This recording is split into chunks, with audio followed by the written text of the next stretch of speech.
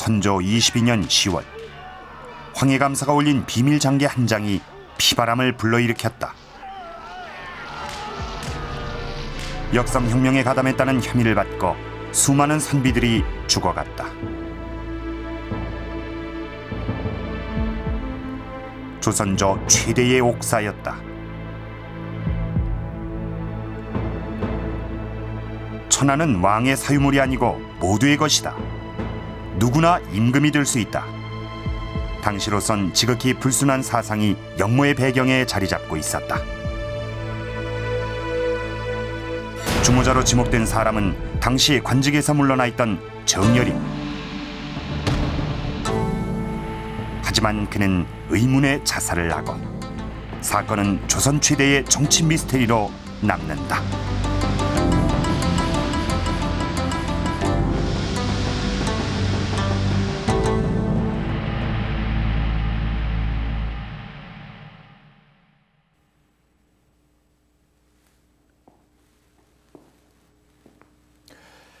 자, 이것은 의금부 안에 있던 추국청입니다.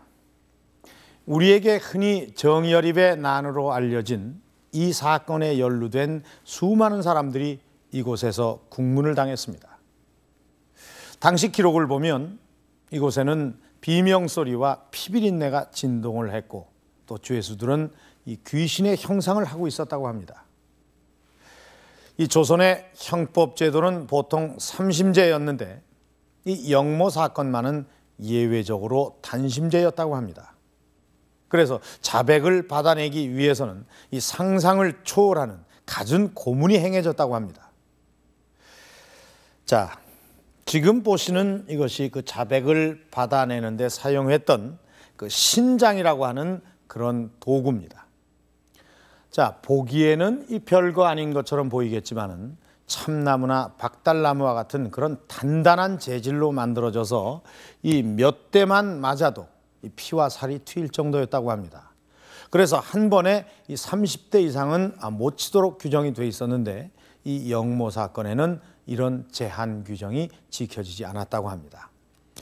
또 이 역모 사건에는 주로 이 곤이라고 하는 그런 도구가 사용이 됐는데 지금 보시는 이것은 대곤이라고 하는 것입니다.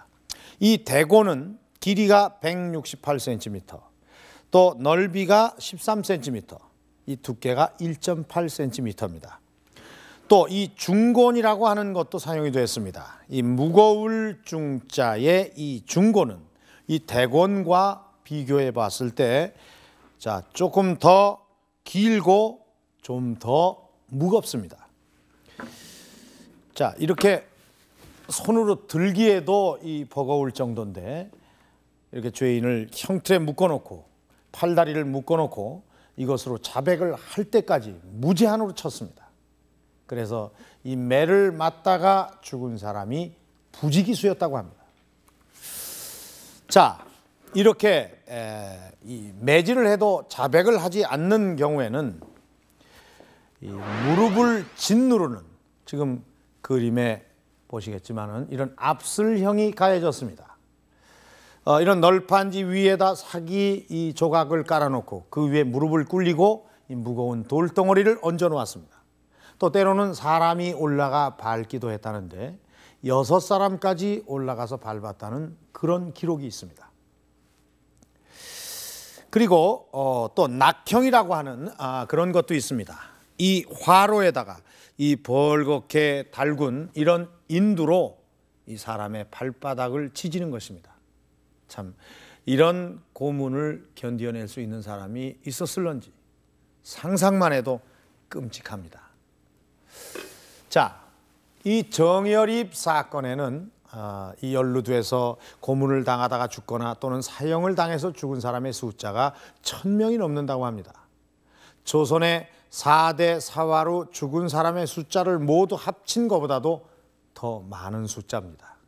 선비는 물론이고 노비, 평민들, 그리고 우리에게 잘 알려진 서산대사나 사명대사 같은 그런 유명한 승려들도 연루가 돼서 곤욕을 치루었습니다. 자, 도대체 어떻게 해서 이렇게 많은 사람들이 이 정열입 사건에 연루가 된 것일까요? 광주광역시의 한 아파트. 400여 년 전의 사연이 이곳에 간직돼 있다. 광산 이씨 가문의 후손 이재수 씨. 그는 소중하게 보관해오던 고문서 한 장을 내놓았다.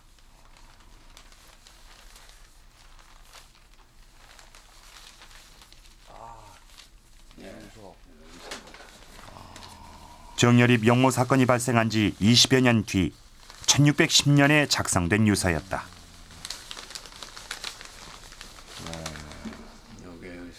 정열입 영모 사건에 연루돼 멸문지화를 입고 밀양 이씨 행세를 하며 숨어 지내야 했던 가문의 내력이 적혀있다.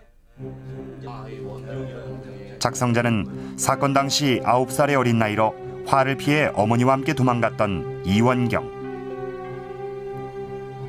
어머니는 굶어서 돌아가시고 거지 행세를 하며 혼자만 살아남았다.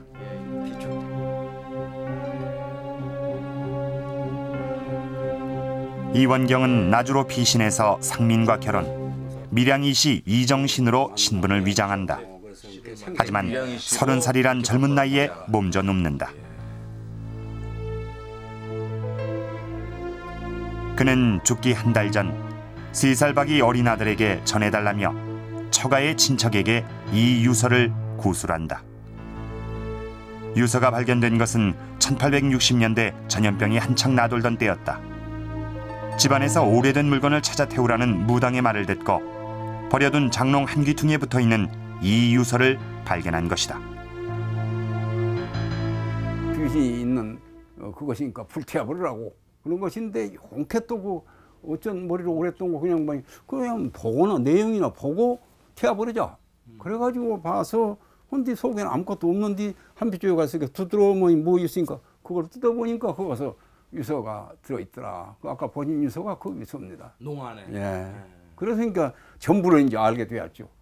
그러면 240년 동안 일한 것은 아까 말한 바와 같이 순전한 밀양리가로에서 행사를 하고 결혼도 하고 그 집안에서만 산 것입니다. 어디 가도 못 오고. 거시기가 이원경이 도망을 간 이유는 아버지 이급의 동생 이발 때문이었다. 이발은 영모의 주모자로 지목된 정열입과 절친한 사이였다. 하지만 당대 최고의 엘리트였던 그가 영모에 가담했다는 증거는 없었다. 빌미는 정열입과 시국을 비판했다는 것이었다. 이발은 귀양을 가다가 잡혀와 고문 끝에 죽었고 나머지 형제들도 영모를 부인하다가 죽었다. 여든이 넘은 이발의 노모는 앞설 형을, 아버지의 억울함을 호소하던 아이들도 매를 맞다가 죽었다. 영모에 대한 수사는 상식을 초월했다.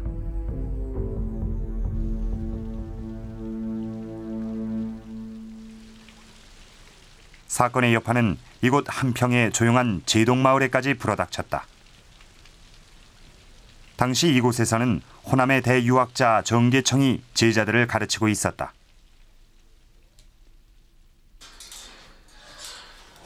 (50대) 후반의 그는 조정에서 내리는 관직을 사양하고 학문에만 전념했다. 지금도 소중하게 보관되고 있는 정계청의 우등록. 임금이 읽어보고 칭찬하자 홍문관에서 귀하다는 먹감나무를 전국에 수소문해 목 한 본을 만들었다고 한다. 81살 때 쓰신 그림이다.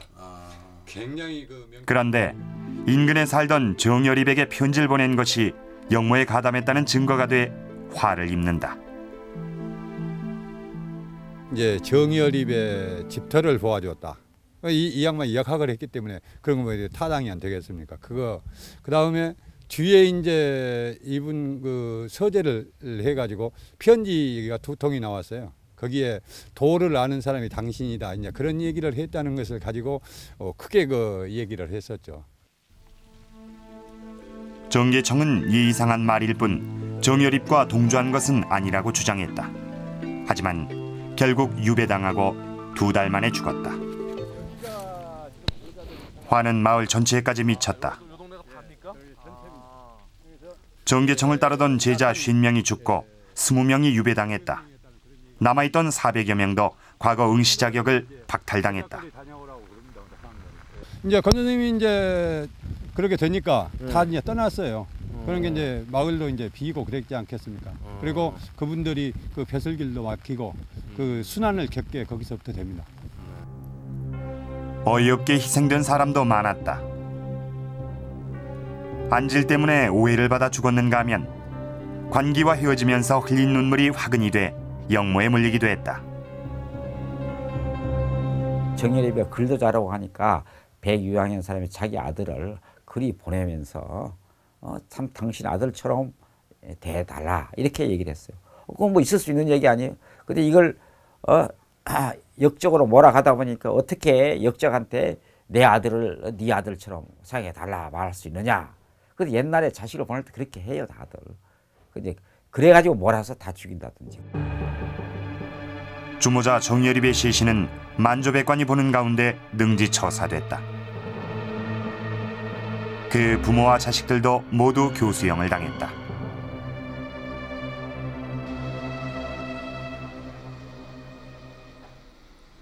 조선 전체가 공포 분위기에 휩싸였다. 날조된 유언비어 때문에 희생되는 사람들도 속출했다. 도동서원에 위패가 모셔져 있는 최영경의 경우가 대표적이다.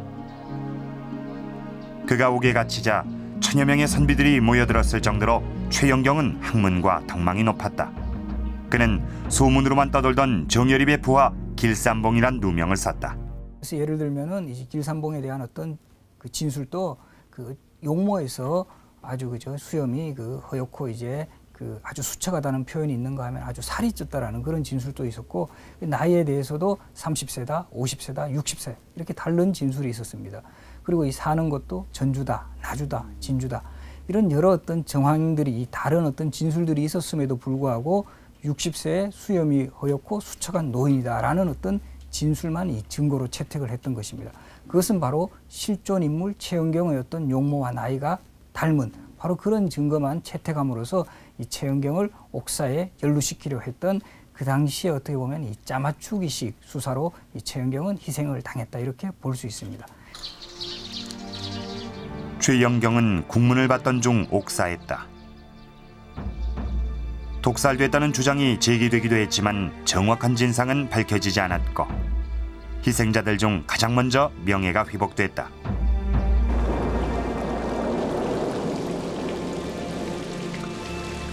(16세기) 후반 임진왜란이 일어나기 3년 전, 이렇게 정여립 영모 사건은 조선 사회에 광풍을 몰고 왔다. 그 회오리는 이름 높은 학자에서 이름 없는 백성에 이르기까지 천여 명의 목숨을 앗아갔다. 이렇게 정여립과 알고 지내거나 또는 서로 편지를 주고받았다는 사실만으로도 수많은 사람들이 죽었습니다. 이 영모 가담 여부와는 아무 상관이 없었습니다. 참으로 이상한 옥사가 아닐 수 없습니다. 아니, 정여립이 그런 정도로 위험한 인물이었을까요?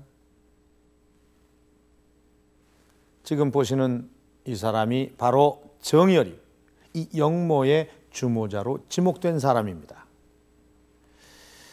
전주에서 이 명문으로 꼽히는 동래 정씨 가문에서 태어나 22살에 문과에 급제하고 성균관 학이후, 또 예조 좌랑, 홍문관 수찬 등을 지냈습니다. 이 정사인 실록에 보면 이 자신을 조정에 천거한 율곡 이의를 비판한 것이 이 선조의 진노를 사서 관복을 벗었고, 또 그 사건 이후로 벼슬길이 막히게 됩니다. 자, 여기에 앙심을 품고 천민이나 승려 등 이 사회 불만 계층을 규합해서 영모를 했다는 것입니다. 그리고 이 정여립의 어렸을 때 일화가 또 있습니다. 이 기록을 보면 여립이 이 7, 8세 되던 무렵 이 동네 아이들과 놀다가 이 까치 새끼를 부리부터 이 발톱까지 아주 토막을 냈습니다. 그러자 아버지 희증은 노하여 이게 누구의 짓이냐고 묻자 한 여종이 그 연유를 일러 바치게 됩니다. 아버지 희증은 노하여 여립을 크게 나무랍니다. 그날 밤 이 여종의 부모가 출타를 하고 이 여종이 혼자 잠을 자고 있을 때 여립은 이 여종의 배를 칼로 찔러서 죽였다고 하는 것입니다. 영모자에게는 늘 이런 식의 일화가 따라다니긴 하지만은 참 대단한 악평입니다. 하지만은 이와는 반대로 또 호의적인 평가도 많이 있습니다. 자, 이 조선 초부터 인조 때까지의 야사가 수록되어 있는 이 대동야승에 보면 이런 기록이 있습니다.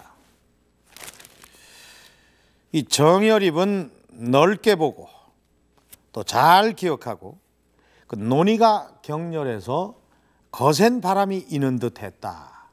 이런 기록이 있습니다. 또 율곡 이인은 호남에서 학문하는 사람 중에 정여립이 최고다라고 극찬한 바가 있습니다.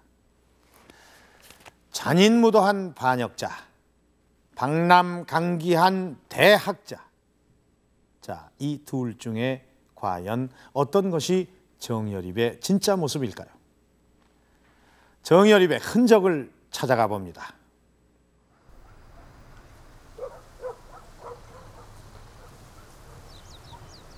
관복을 벗고 낙향한 정여립이 털을 잡은 곳. 이 일대는 지금까지 다양한 민간 신앙이 상행할 정도로 예로부터 명당으로 손꼽혀왔다. 미륵신앙의 본거지 금산사가 근처에 있고 증산교의 본부 건물이 자리 잡고 있는가 하면 강증산이 돌을 깨쳤다는 대나무 숲터 얘기도 전해진다.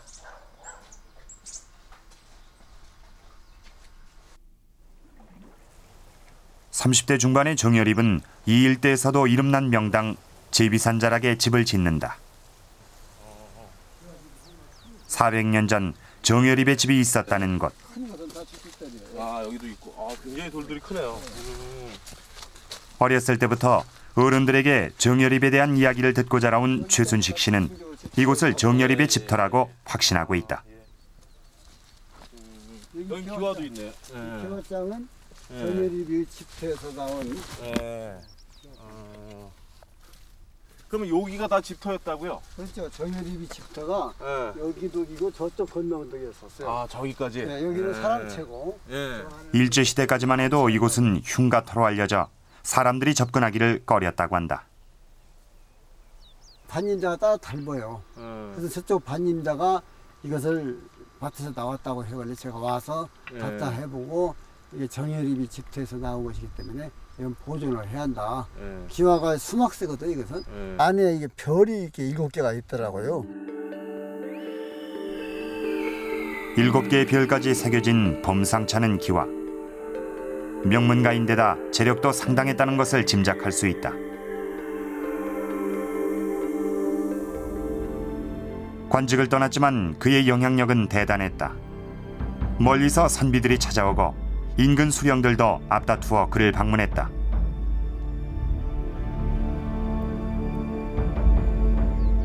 사람들이 오면 중국에서 들여온 천문학과 풍수지리학 책을 함께 읽고 토론하기도 했다. 이렇게 정여립의 행동은 보통 사대부들과는 다른 점이 많았다. 지금도 효험 있는 기도처로 유명한 제비산 중턱의 치마바위. 그는 이곳에서 천일기도를 올렸다. 그리고 시국을 비판하는 발언을 자주 했다고 한다. 천하는 곡물인데 어찌 주인이 있겠는가. 누구든 능력 있는 사람이 나라를 다스려야 한다. 이런 언행은 당시의 흐름에서 어떻게 받아들여졌을까? 풍수라든가 천문지리에 해박하였다거나 아주 이제 병법에도 일각에는 있었다는 등 당시 어떻게 보면 국시였던 정통 주자성리학의 흐름과는 아주 이렇게 배치되는 그런 사상을 소지한 경향이 상당히 많습니다. 그리고 더더구나 나아가서 천하에 어찌 일정한 주인이 있으리요 라는 어떤 파격적인 주장을 할 만큼 아주 이 일탈된 사상의 소유자였습니다. 이런 어떤 정여립의 어떤 급진적이고 이런 진보적인 어떤 그 사상 성향에는 보다 어떤 현실에 대해서 개방적이고 좀 자유롭게 사고하는 그의 어떤 그 의식이 많이 이렇게 내포된 것이 아닌가 이렇게 판단을 합니다.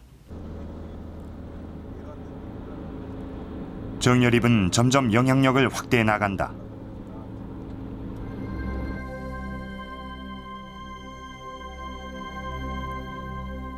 옛날엔 삼면이 강으로 둘러싸여 산속의 섬으로 불린 죽도. 그는 이곳에 사당을 짓고 양반, 상민, 천민, 승려 등 신분을 가리지 않고 사람들을 모아 학문을 가르쳤다. 그래서 죽도 선생으로 불리기도 했던 정열입은 다른 한편으론 무예를 가르치는 데 힘썼다. 죽도 뒤편으로 덕유산 줄기를 타고 내려온 천반산. 가파른 능선을 1시간 정도 올라가면 정열입이 활쏘기와 무술을 가르쳤다는 곳이 나타난다. 이 일대에서 화살촉과 커다란 솥이 발견되기도 했다. 무려 600여 명이 대동계란 이름으로 한 달에 한 번 이곳에 모였다고 한다. 이곳이 그 천반산인데 평평한 곳이 한 5천여 평이 됩니다. 지금은 나무가 가득 차 있지만 굉장히 편편한 산이거든요. 이곳에서 대동계를 만들었었던 정열입이 대동계원들과 같이 군사훈련을 했다고 합니다.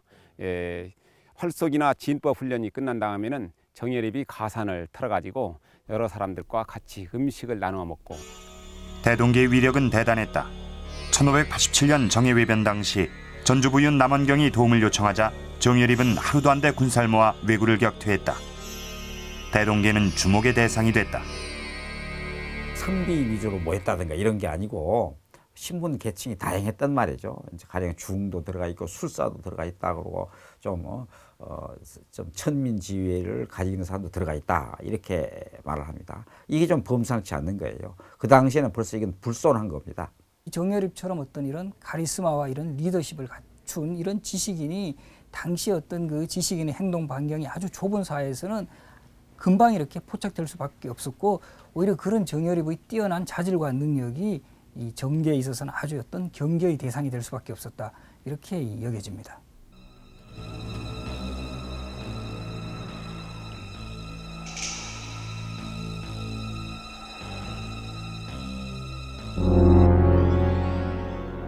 취재에 대한 불만, 강한 리더십, 그리고 관군을 능가하는 군사력.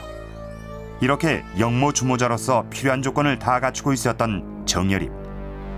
실록에 의하면 그는 대동계원을 모아 치밀하게 거사 계획을 세운다. 그리고 민심을 이반시키기 위해 역상혁명은 필연이라는 도참설을 세간에 유포시킨다. 실제로 당시 백성들 사이에선 목자망 존읍흥, 즉 이시왕조가 곧 망하고 정시가 새로 일어난다는 이야기가 떠돌았다.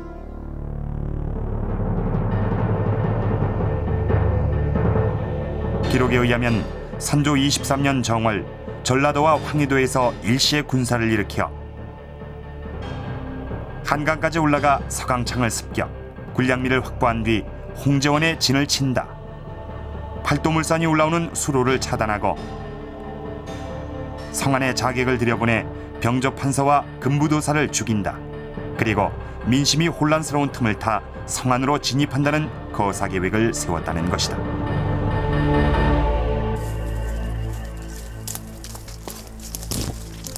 그런데 계획이 사전에 탄로가 나고 조정에선 즉시 체포령을 내린다.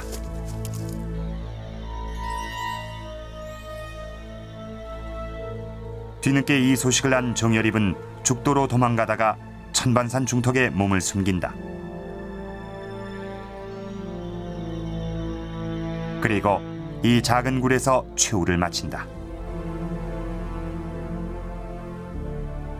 당시 그를 뒤쫓았던 민인백은 그 모습을 이렇게 기록하고 있다.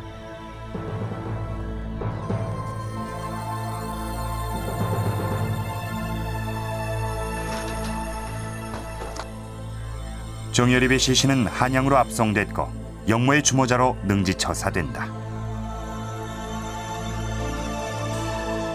그런데 이 상식적으로 이해가 되질 않습니다. 이 영모를 꾀한 정열입이 자살을 했다는 것입니다.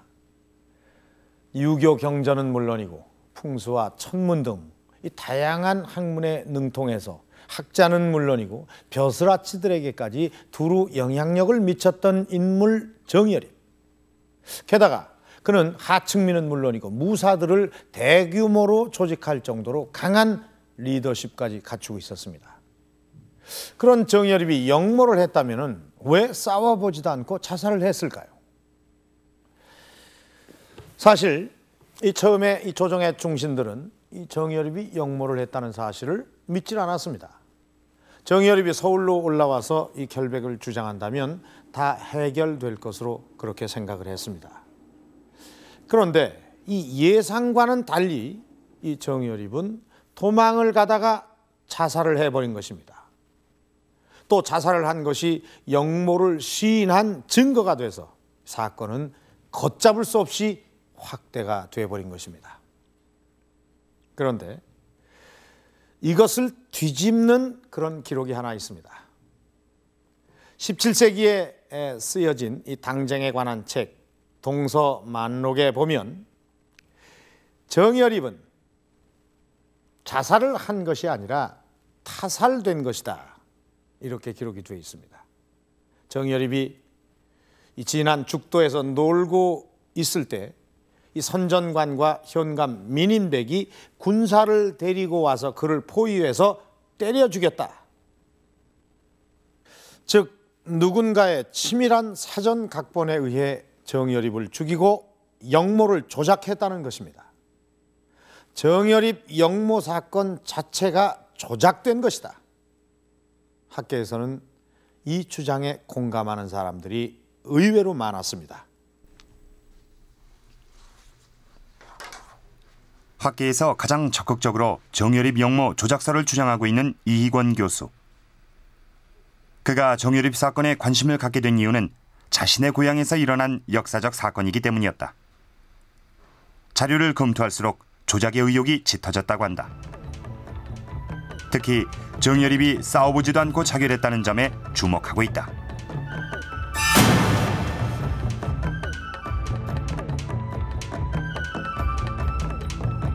국가적인 힘을 기울여 찾아봤어도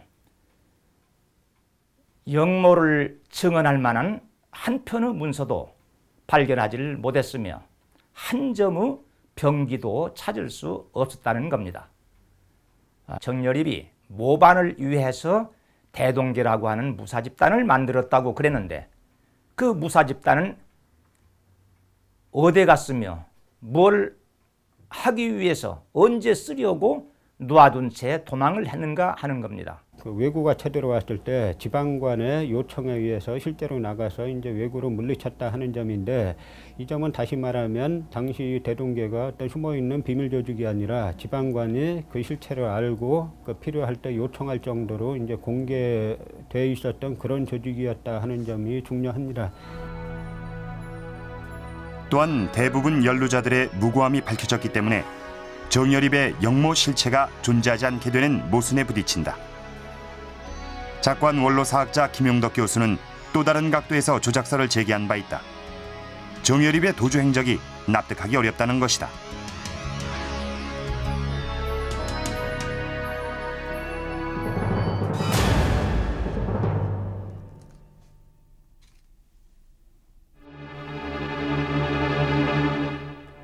많은 사람들에게 역모가담의 증거가 됐던 서신. 실제로 정여립이 역모를 꾀했다면 도망가면서 서신을 불태웠을 것이란 점.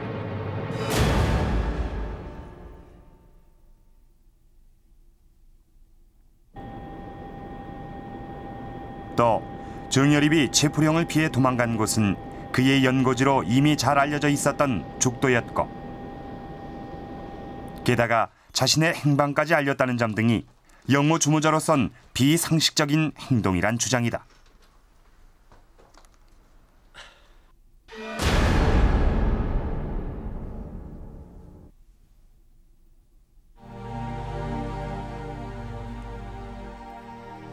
흔히 가사문학의 대가로 알려져 있지만 당장의 한복판에 서 있던 송강 정철. 정권에서 밀려나 있던 그는 정여립의 역모 고변이 있던 날 밤 아들의 초상을 치르고 있었다. 소식을 듣자마자 송강은 입궐을 서두른다. 또한 아무도 정여립의 역모를 믿지 않던 상황에서 벌써 정여립이 도망갔다는 사실까지 알고 있었다. 김장생의 만류에도 불구하고 송강은 입궐에서 선조를 독대했다. 곧이어 수사 총책임자가 동인이었던 정언신에서 정철로 교체됐다. 서인의 영수였던 정철은 옥사의 확대에 나섰고 그 배후엔 당시 제갈공명에 비유되던 송익필이 있었다고 전해진다.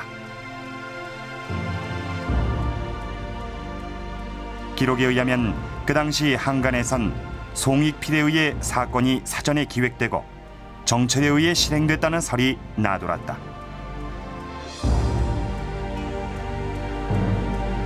송익필의 동생인 송한필이 자기 부하들을 전라도 지역으로 보내서 이제 정여립이 성인이다 내지는 정씨가 왕이 된다라는 말을 조직적으로 퍼뜨렸는데 이러한 말들이 나중에 정여립이 영모를 일으켰다라고 인정되는 아주 중요한 증거로 채택됐다는 점에서 이 송씨 형제가 배후에서 이 사건을 조종했다라는 동인들의 시각은 상당 부분 설득력이 있습니다.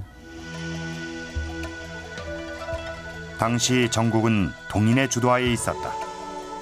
하지만 동인의 유력 인사들이 정여립 영모에 연루돼 화를 입고 서인이 정권을 장악했다.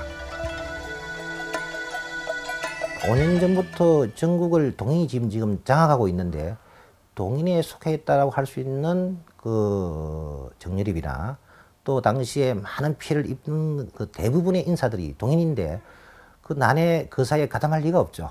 그런 의미에서 이거는 분명히 무혹이고 왜곡 날조된 것이라고 보는 겁니다. 선조는 이 사실을 알면서 방관했다는 의심을 받고 있다. 선조는 중종의 손자이자 덕흥대원군의 셋째 아들로 명종이 후사 없이 죽자 조정에 의해 추대된 임금이다. 따라서 정통성이 약할 수밖에 없었던 선조는 당시 동서붕당 대립구도를 이용할 필요가 있었다는 것이다. 이것은 옥사가 마무리되는 시점에서 선조의 태도가 돌변했다는 사실로도 짐작된다. 훗날 선조는 정철이 제멋대로 무고한 사람들을 연루시켰다며 그를 강제로 유배시킨다.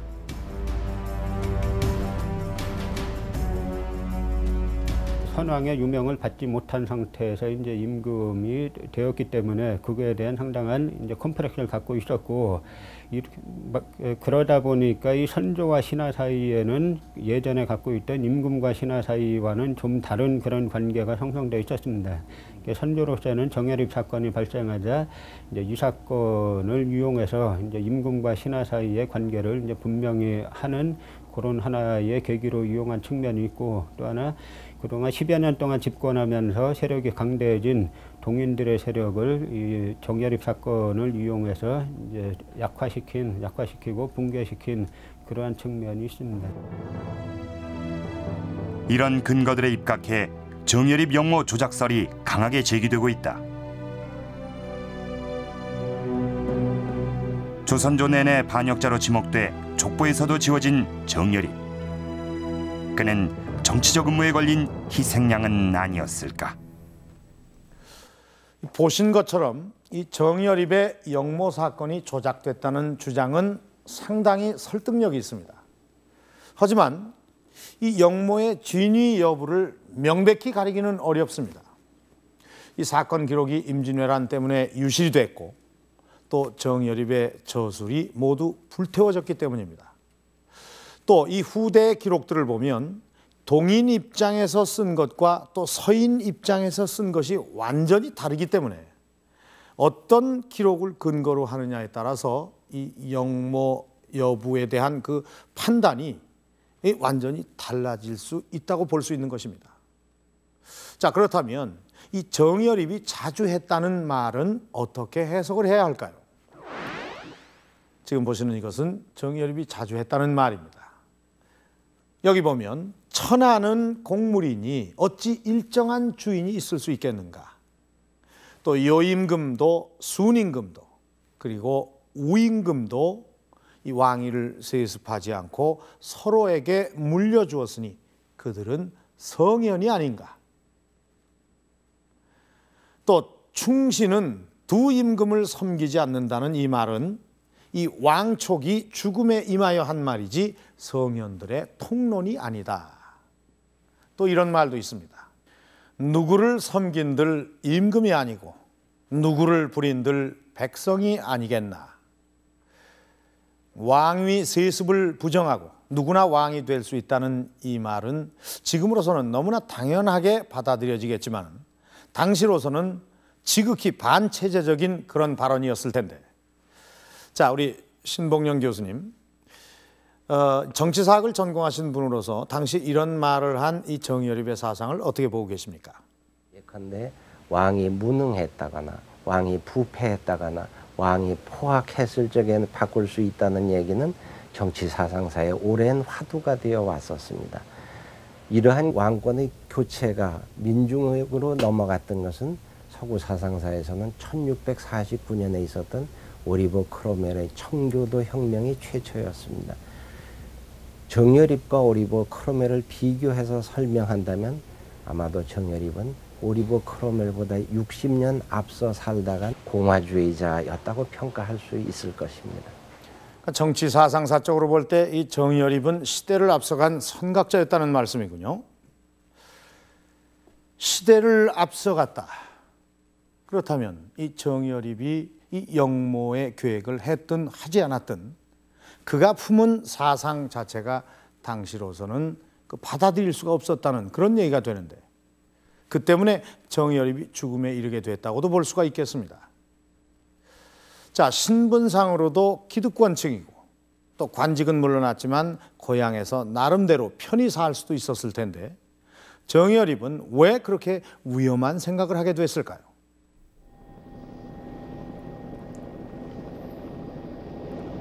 정여립의 집터에서 그리 멀지 않은 금산사.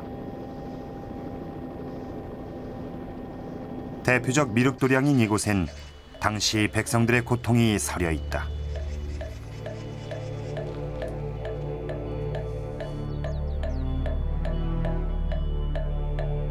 평화롭고 풍요로운 세상을 열어준다는 미륵.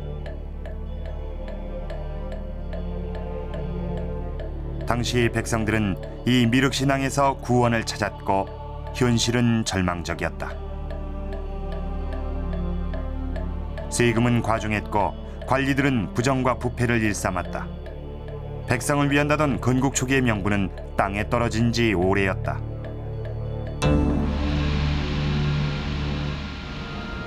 세금을 피하려고 노비를 자청하거나 유랑 생활을 하는 양민들이 부지기수였다. 붕괴 직전에 이른 조선의 현실. 그 심각성은 고치려 해도 이미 때가 늦은 것 같다는 당시 서인들의 상소문에서도 지적되고 있다. 방납업자들로부터 농민들이 사가지고 납부를 하는 것만 국가에서 받아줬는데, 이 경우 이 방납업자들이 파는 가격이 높은 것은 정상가보다 30배에 달한다 하는 그러한 말이 있을 정도로 이 농민들이 공납의 폐단과 이 방납업자들이 중간 농간에 의해서 겪는 그런 고통은 아주 심각했습니다. 여진족이 여러 차례 침략을 해와서 마치 그 기록에 보면 나라가 많은 듯한 이런 상황이에요. 거기다가 일본에 대한 임진왜란은 우리가 선조 22년 1590년 났습니다만 이미 한 10년 전부터 율곡이 10만 양병설을 얘기할 때부터 아마 예견된 거예요. 그러니까 율곡뿐만 아니라 당시 지식인들이라면 일본이 조선을 범할 거다 하는 것은 거의 예측된 거거든요. 그러니까 국내 국외적으로 대단히 위기 상황에 처한 거죠. 이런 상황에서 근본적인 개혁을 주장한 지식인들이 있었다. 당시만 해도 호랑이가 출몰했다는 지리산자라. 가산을 모두 아우에게 물려주고 이곳에 들어온 남명 조식이 그 중심 인물이었다. 그는 이곳에서 정여립 사건에 연루됐던 최영경, 정인홍 등 150여 명의 제자를 키워냈다. 그는 일부 보수적 살인파들이 훈척과 결탁하면서 가문과 파벌의 이익을 챙기는 등 변질돼가는 것을 강하게 비판했다. 말로는 맹자, 공자를 논하면서 실제로는 유교적 통치 이념의 근간인 민본 사상을 도외시하는 정치인들에게 남명은 백성들의 현실과 체제의 모순을 직시할 것을 요구했다.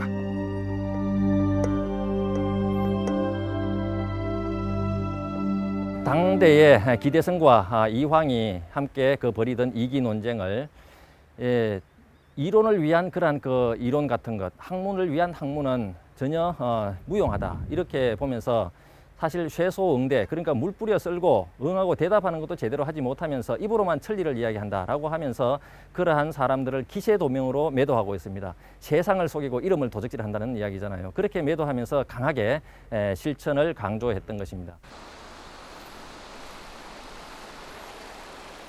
남명은 나아가 물이 있어야 배가 떠다닐 수 있듯이 권력은 민중에게서 나오는 것이며 따라서 의무를 다하지 못하는 임금은 쫓겨날 수도 있다고 경고했다. 이러한 민중 중심적인 개혁 사상과 실천 태도는 그 제자들에게 이어진다.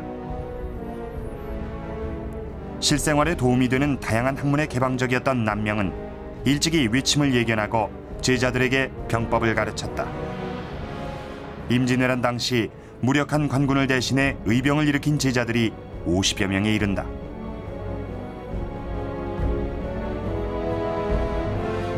학문의 개방성입니다. 그러니까 주자 승리학만을 고집하는 것이 아니라 물론 그것을 중심에 두면서도 소위 이단 사상이라고 할 수 있는 노장 사상을 탄력적으로 받아들입니다. 정여립 역시 맨 처음에는 서인, 율곡을 추종하는 서인이었습니다. 이렇게 동인 쪽으로 넘어오면서 바로 그러한 성향을 보이게 되는데, 그러한 실천적인 어떤 성향 또는 박학풍 내지 주자학을 고립적으로 이해하려고 하는 그러한 생각의 탈피, 이러한 것이 바로 이 사상적 공감대를 형성하면서 남명 사상과 일정하게 연결이 되지 않았을까. 지리적 여건상 새로운 문물을 받아들이는데 더욱 개방적이었던 개성 일대의 화담 학파 역시 당시 개혁을 주장하던 지식인들이었다. 여기에는 토정 이지함을 비롯해 정여립 영모에 연루돼 죽은 이발과 정계청 등이 속해 있었다. 화담학파의 경우에는 신분적 개방성이 아주 돋보입니다. 이 공사천이나 이런 서울들 자식들까지도 이렇게 직접 가르치고 하면서 어떤 신분에 대한 개방성을 보였던 그런 모습이라든가, 또는 이지한과 같은 인물이 배출되어서 이 명문가의 후손이면서도 아주 이 거지들에게조차 이런 혜택을 베풀어주는 이런 모습들, 아주 어떻게 보면 민중지향적인 이런 흐름들이 사실은 어떤 이 상당히 조선중기였던 사상계의 하나의 큰 흐름으로 자리 잡고 있었다라는 사실을 주목해야 됩니다. 당시의 개혁 세력들은 유교의 근본 정신 속에서 개혁의 방향을 찾고자 했다. 그 핵심 사상이 사서 중 하나인 예기에 언급된 대동이었다. 정여립이 사용한 대동계란 이름도 여기서 유래했을 가능성이 높다. 천하는 곡물이라는 정여립의 말도 발견된다. 역대 제왕들이 마치 나라를 자기 사적 소유물인 것처럼 했기 때문에 많은 백성이 독탄에 빠지고 나라가 망하고 이렇게 되는 것이다. 이것을 얘기를 하게 됩니다. 그런 의미에서 이 정여립의 대동이라는 이야기는 상당히 어떤 이상 형태가 아니라 사실 또 어떤 의미에서 과거의 유교의 상고주의에 입각해가지고 그것을 본받아가지고 현실을 갖다 보다 좀 더 나은 세계로, 대동의 세계로 하는 거다 생각합니다. 현명한 자를 뽑아서 말하자면 지도자로 하고, 그다음에 그 이전에 천하가 하나의 개념이다. 공것이다. 공공의 것이다. 천하 위공, 이런 개념이 있고, 그다음에 이제 노약자나 병자, 과부 이런 사람도 이제 요즘으로 말하면 복지 내지는 사회보장 이런 쪽으로도 있고, 그래서 전체적으로 볼 적에 대단히 평등지향적이고, 정치적으로 보면 공화주의적인 요소, 조금 비약을 하자면 사회주의적인 요소도 약간 있고. 16세기 후반 조선에는 백성을 위한 개혁을 주장하고 평등이 실현되는 대동세상을 지향하는 목소리가 높아지고 있었다.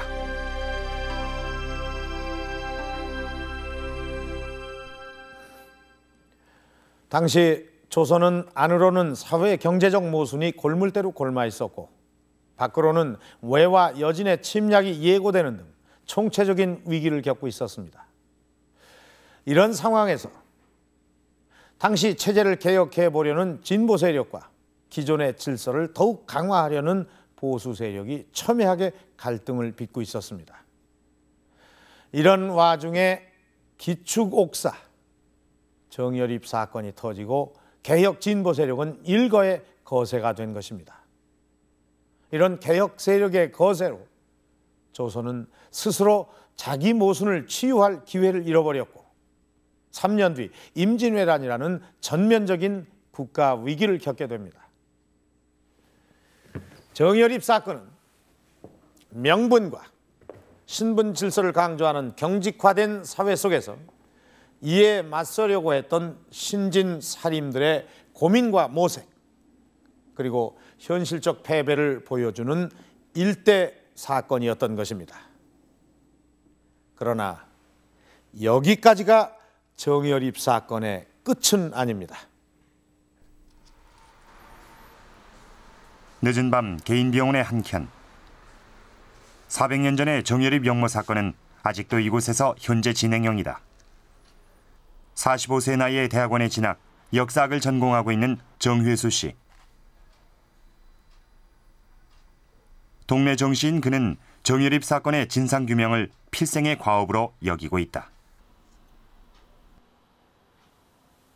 언젠가 반드시 진상이 밝혀져서 그 일 때문에 지난 400년 동안 불명예스럽게 있었던 모든 분들이 다시 명예를 되찾고, 그리고 그 진상을 통해서 후대인들이 어떤 교훈과 의미를 찾을 수 있다면 그러면 상당히 좋겠지요. 그것이 바람이기도 하고요.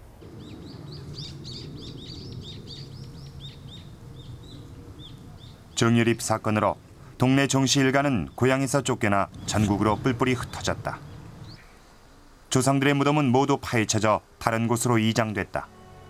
하지만 당시 흔적은 확연히 남아있다. 공덕을 기리는 비석은 동강난체에 쓰러져 있고, 평평했던 조상 묘지는 봉분이 파헤쳐지면서 흙이 없어져 계단식 지형이 돼 있다. 당시 목이 잘려나간 석상은 시멘트로 이어붙인 자국이 선명하다. 머리 부분은 웁기 때문에 머리 부분을 다시 돌로다 깎고 또 세면으로 웁서서 또 만들어서 위에다 저기 떼어서 붙여놨고, 지금 현재 비문 훼손된 것은 그냥 봉군 앞에다 상돌식으로 저렇게 그냥 놔둔 상태 그대로 있는 것입니다. 이 계단식으로 된 건 왜 그래요? 계단식으로 되어 있는 건 흙이 모질랐기 때문에 인력으로 흙을 보강해 채울 수가 없어서, 그래서 인원은 없고 또 그 충북 그 멀리서 자손들이 와서 산소를 손을 보다 보니까 계단식으로 할 수밖에 없는 상황이 돼서 이렇게 된 겁니다. 원래는 그러니까 평평했었죠? 평평했었죠. 예.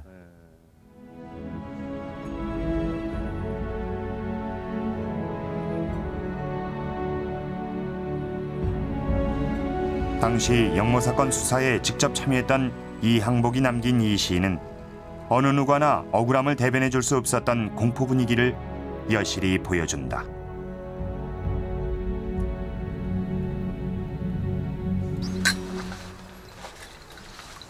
이방장수 집사자 반지고 연루자들 대부분이 후대의 명예회복이 이루어졌지만 정여립 가문만은 예외였다. 그의 이름을 거명하는 것조차 금기시됐다. 정여립이 속한 문종 전체가 수백 년 동안 족보에서 누락됐다. 정여립이 태어났다는 완주군 월암리. 여기 있네요. 임기를 마치고 떠나는 지방관리들의 송덕비가 발견되는 것으로 보아 당시 교통의 요지였던 것으로 추정된다. 여기 지금 논으로 되어 있는데 여기가 정여립의 집터였었죠. 정여립이 능지처사된 후 조정에선 집터를 송두리째 파내고 그것도 모자라 물을 채워 연못으로 만들었다.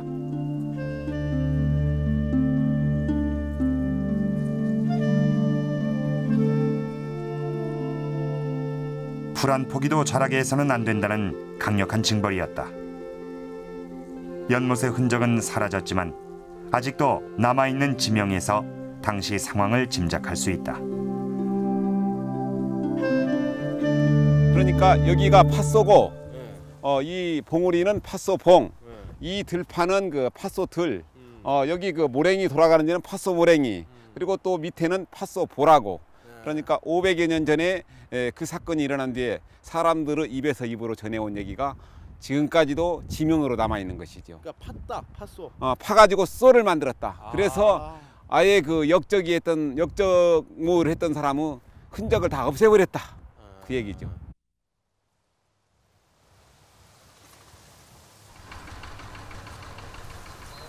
그러나 백성들 사이에 남겨진 기억까지 지울 수는 없었다.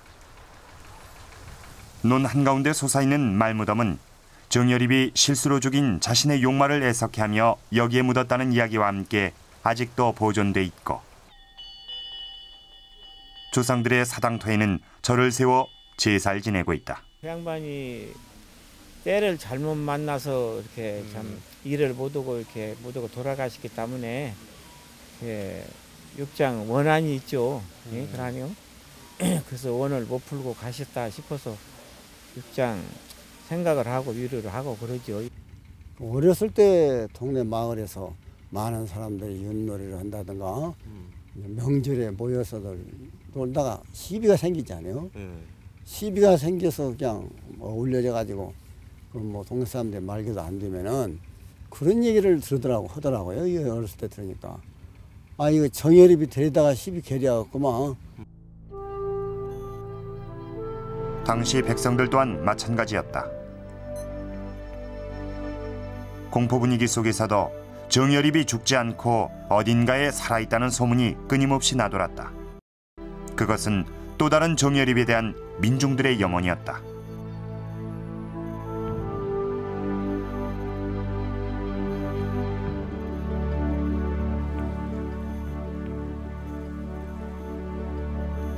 정여립의 개혁 사상은 훗날 실학에 이어진다.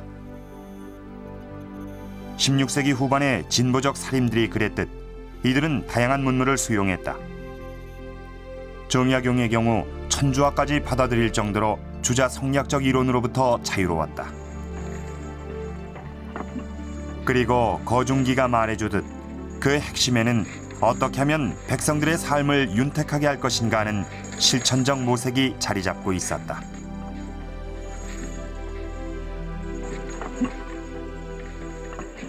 또한 정약용은 무력에 의한 정권 교체도 그것이 백성의 뜻이라면 정당한 것으로 봤다.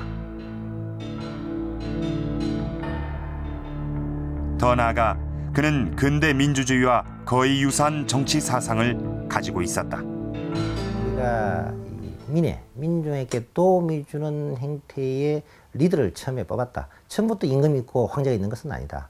그런 의미에서 오늘날도 구장을 뽑고 그다음에 면장을 뽑고 군수를 뽑고 사실 또 대통령 뽑는 그런 형태의 이야기를 당론에서 하고 있습니다. 이것은 바로 천하유공적인 사상, 다시 여기 연편에 나오는 대동의 이야기인데 이것을 정여립이 얘기했고 또 다산 얘기하기 때문에 그것은 오늘날 우리 민주주의 전쟁하고 그대로 같은 맥락으로 이어지는 것이라 생각됩니다.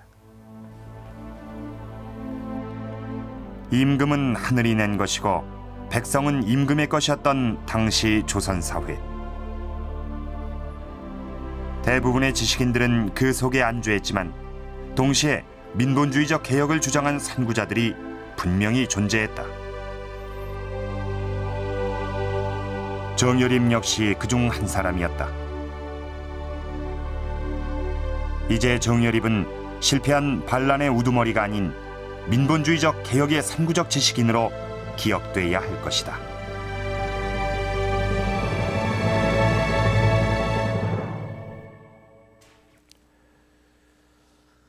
이렇게 시대를 앞서갔던 정여립의 혁신적 사상과 실천은 근대에 와서야 재평가되기 시작합니다.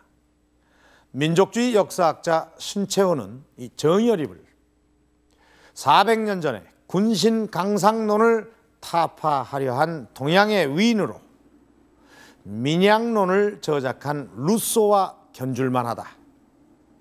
하지만 루소와 같이 역사적 평가를 받지 못한 것은 이 루소의 사상은 프랑스 혁명으로 이어졌지만 정여립의 경우는 그렇지 못했기 때문이라고 평을 했습니다. 사실 지금 여러분이 보시는 이 초상화는 정여립의 실제 얼굴이 아닙니다.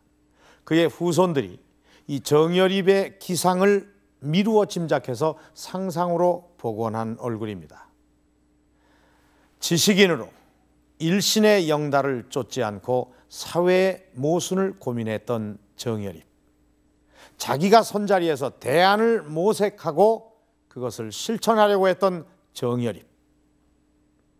그의 정신이 오늘 이 사회에서 바로 이 초상화처럼 복원되기를 기대해 봅니다.